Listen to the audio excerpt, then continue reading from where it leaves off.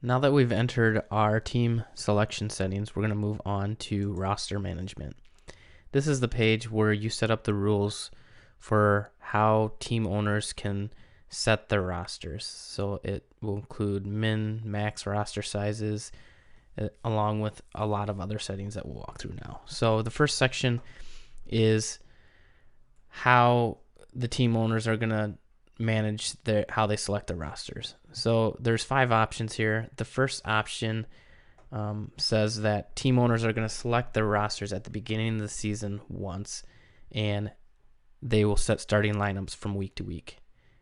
The second option says that they're going to select their rosters once at the beginning of the season, and all golfers on their rosters will be used from week to week. Third option is that teams will select new golfers every week. Option number 4 basically is saying that team owners will select new rosters at scheduled times throughout the season, and then in between those scheduled times, they set starting lineups. So in this scenario, a commissioner may set the league up so that way team owners can choose new rosters, say 3 times throughout the season. And in between those 3 tournaments, they would just set starting lineups from week to week in between those. And then the last option is basically the same thing, except that there's no starters and all the golfers are used from week to week. So for our purposes, we're going to go ahead and select that teams will select new golfers each week. In the next section, this is where we set our roster and starters information. So we're running a salary cap league in this example, and I'm going to choose to say that the min roster size is 7 and the max roster size is 10. So what this means is when team owners select their rosters from week to week, they have to at least select 7 and they can't select more than 10. And because we're doing a salary cap league, those 7 to 10 golfers need to fall under the salary cap. If we were running a league where we had starters, these 2 fields here would be enabled, and you could set the minimum and maximum for how many golfers you want team owners to start each week. In the next section, you can set different values for the special events in your league schedule. So if you had majors that you wanted teams to select different amounts of golfers for their rosters, this is where you'd set that. For our purposes, we'll just leave this unchecked. This setting here for starters based on a salary cap, leagues can say that they want a separate salary cap for the starters on each team, and then you could set the value for that salary cap here. And then restrict golfer usage. A lot of leagues will use this option, and I'll choose it. And what this does is this restricts the amount of times each team can select a particular golfer.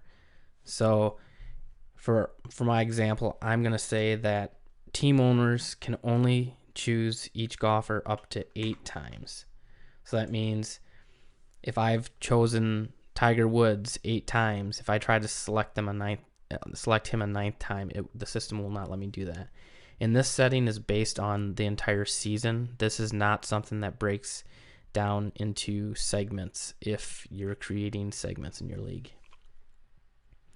The carryover previous golfer selections, if a team owner forgets to make their picks, this setting will, if team owners forget to make their picks for a week, with this set, it will pull over their previous picks. But if you're running a league that has weekly updated golfer values, you can't set this, because with weekly updates to golfer values, it could potentially make a roster invalid. So you would get an error if you tried to select this in that scenario. But if you're running a league where golfer values stay the same the entire season, then you could choose this, and then if teams forget to set their lineups for a week, it would pull in their previous lineup.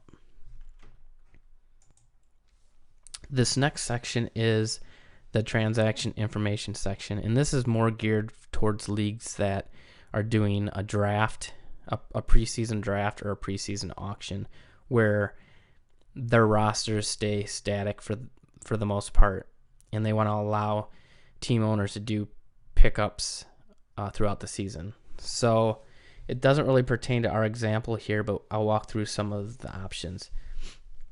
So we can choose to allow teams to pick up golfers through free agency. You could also choose to do a waiver wire and free agency, or a waiver wire only. You can also do blind bidding in free agency or blind bidding only. And with the waiver wire, you would set a start and end day for your waiver wire, and then teams would put in a waiver for a golfer, and at the end of your period for that week, the golfers would be awarded, and then for each day that's not in your waiver wire period, that would be free agency if you selected that option. And then with the blind bidding, it's very similar, except teams will bid for golfers, and it's all blind, and nobody knows what other teams are bidding on, and then the highest bid for each golfer wins, and that team gets that golfer.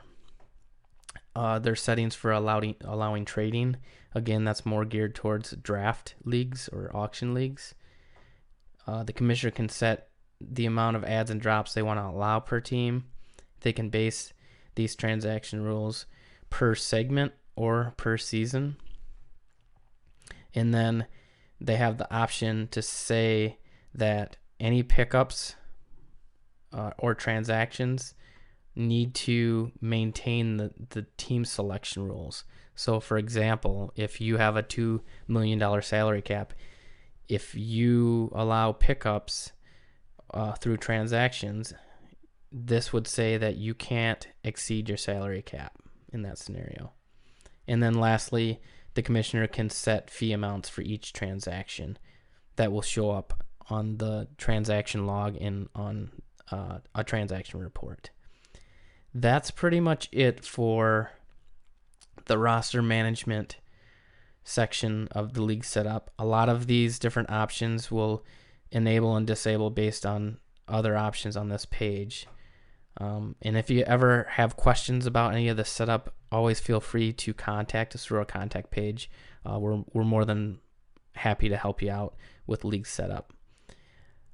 In the next tutorial, we'll cover your league schedule. So this is basically where you're going to set up what tournament you want as part of your league.